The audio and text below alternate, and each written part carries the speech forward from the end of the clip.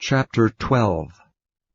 Then Jesus, 6 days before the Passover, came to Bethany, where Lazarus was, which had been dead, whom he raised from the dead. There they made him a supper, and Martha served. But Lazarus was one of them that sat at the table with him. Then took Mary a pound of ointment of spikenard very costly, and anointed the feet of Jesus, and wiped his feet with her hair, and the house was filled with the odor of the ointment. Then saith one of his disciples, Judas Iscariot, Simon's son, which should betray him, Why was not this ointment sold for 300 pence, and given to the poor? This he said not that he cared for the poor, but because he was a thief, and had the bag, and bare what was put therein. Then said Jesus, Let her alone. Against the day of my burying hath she kept this. For the poor always ye have with you, but me ye have not always. Much people of the Jews therefore knew that he was there, and they came not for Jesus' sake only, but that they might see Lazarus also, whom he had raised from the dead. But the chief priests consulted that they might put Lazarus also to death, because that by reason of him many of the Jews went away and believed on Jesus.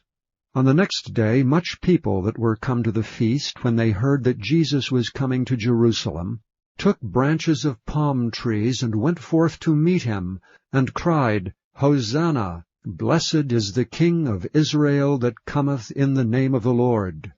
And Jesus, when he had found a young ass, sat thereon, as it is written, Fear not, daughter of Zion, behold, thy King cometh sitting on an ass's colt. These things understood not his disciples at the first, but when Jesus was glorified, then remembered they that these things were written of him, and that they had done these things unto him. The people therefore that was with him, when he called Lazarus out of his grave, and raised him from the dead, bear record. For this cause the people also met him, for that they had heard that he had done this miracle. The Pharisees therefore said among themselves, Perceive ye how ye prevail nothing? Behold, the world is gone after him. And there were certain Greeks among them that came up to worship at the feast. The same came therefore to Philip, which was of Bethsaida of Galilee, and desired him, saying, Sir, we would see Jesus. Philip cometh and telleth Andrew, and again Andrew and Philip tell Jesus. And Jesus answered them, saying, The hour is come, that the Son of Man should be glorified. Verily, verily, I say unto you, except a corn of wheat fall into the ground and die, it abideth alone. But if it die, it bringeth forth much fruit. He that loveth his life shall lose it, and he that hateth his life in this world shall keep it unto life eternal. If any man serve me, let him follow me, and where I am, there shall also my servant be. If any man serve me, him will my Father honor. Now is my soul troubled, and what shall I say? Father, save me from this hour. But for this cause came I unto this hour. Father, glorify thy name. Then came there a voice from heaven, saying, I have both glorified it, and will glorify it again. The people therefore that stood by and heard it said that it thundered. Others said, An angel spake to him. Jesus answered and said, This voice came not because of me, but for your sakes. Now is the judgment of this world. Now shall the prince of this world be cast out. And I, if I be lifted up from the earth, will draw all men unto me. This he said, signifying what death he should die. The people answered him, We have heard out of the law that Christ abideth forever. And how sayest thou, the Son of Man must be lifted up? Who is this Son of Man? Then Jesus said unto them, Yet a little while is the light with you. Walk while ye have the light, lest darkness come upon you. For he that walketh in darkness knoweth not whither he goeth. While ye have light, believe in the light, that ye may be the children of light. These things spake Jesus, and departed, and did hide himself from them.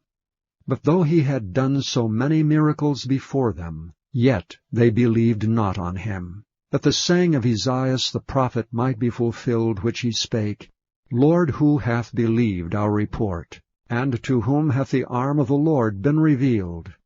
Therefore they could not believe, because that Esaias said again, He hath blinded their eyes, and hardened their heart, that they should not see with their eyes, nor understand with their heart, and be converted, and I should heal them. These things said Esaias when he saw his glory, and spake of him. Nevertheless, among the chief rulers also many believed on him. But because of the Pharisees they did not confess him, lest they should be put out of the synagogue. For they loved the praise of men more than the praise of God. Jesus cried and said, He that believeth on me, believeth not on me, but on him that sent me. And he that seeth me, seeth him that sent me. I am come a light into the world, that whosoever believeth on me should not abide in darkness. And if any man hear my words and believe not, I judge him not. For I came not to judge the world, but to save the world. He that rejecteth me, and receiveth not my words, hath one that judgeth him. The word that I have spoken, the same shall judge him in the last day. For I have not spoken of myself, but the Father which sent me, he gave me a commandment what I should say, and what I should speak. And I know that his commandment is life everlasting. Whatsoever I speak therefore, even as the Father said unto me, so I speak.